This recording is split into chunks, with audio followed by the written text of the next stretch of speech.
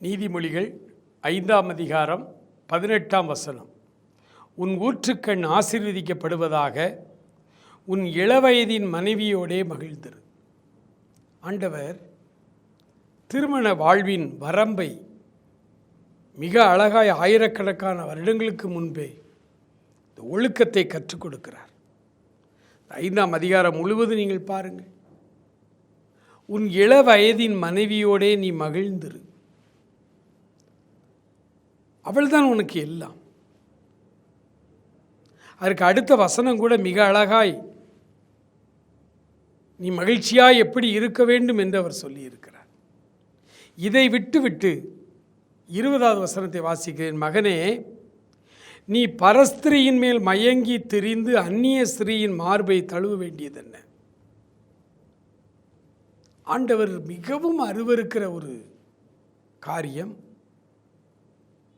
இளவயதின் மனைவி அல்லது நம்முடைய மனைவியை விட்டுவிட்டு நம் அடுத்த பெண்ணை நேசிக்க அல்லது அடுத்த பெண்ணின் மேல் நாம் வைத்திருக்கிற நேசம், அதை விபச்சாரம், வேசித்தனம் என்று ஆண்டவருடைய வேதம் சொல்லுகிறது. அந்த பாவத்தை ஆண்டவர் முற்றிலுமாய் அருவருக்கிறார். ஒருவேளை இந்த பாவத்தை செய்கிற இந்த மனிதர்களுடைய வாழ்வு எப்படி மாறுகிறது? அதிகாரம் 5ஆம் அதிகாரத்தில் 11வது வசனத்தை நான் வாசிக்கிற முடிவிலே, உன் மாம்சமும் உன் சரீரமும் உருவழியும் போது நீ துக்கித்து, ஐயோ நான் போதகத்தை வெறுத்தேனே, கடிந்து கொள்ளுதலை என் மனம் அலட்சியம் பண்ணினதே, என் போதகரின் சொல்லை நான் கேளாமலும் எனக்கு உபதேசம் பண்ணினவர்களுக்கு என் செவியை சாயாமலும் எல்லா தவறுக்கும் நான் உள்ளானேன் என்று நீ கதறுவாய் அப்பொழுது. ஆகவே நீ உன் ஆரோக்கியத்தை பாதுகாத்துக் கொள்ளவும், ஆண்டவருக்கு பிரியமில்லாத காரியத்தை நீ செய்யாமல் இருக்க வேண்டுமானால் உன் இளவயதின் மனைவியை அதிகமாய் நேசிக்க வேண்டும்.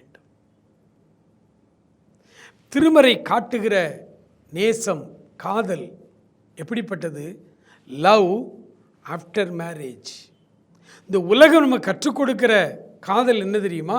Love before marriage. அது பாவம்.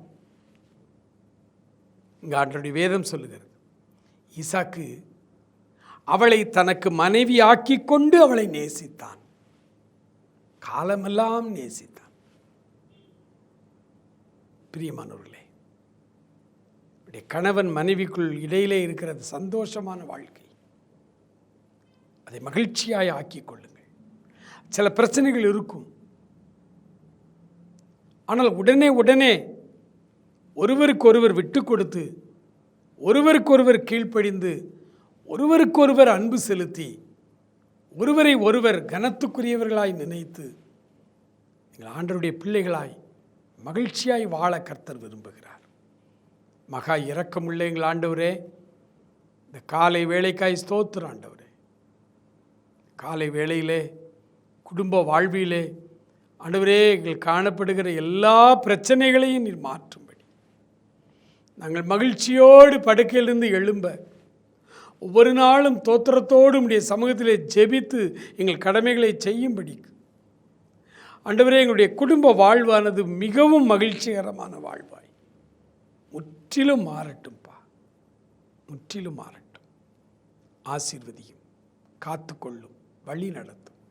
இயேசு கிறிஸ்துவின் நல்ல நாமத்தில் ஜெபிக்கிறோம் எங்கள் அருமை பிதாவே. ஆமேன், ஆமேன்.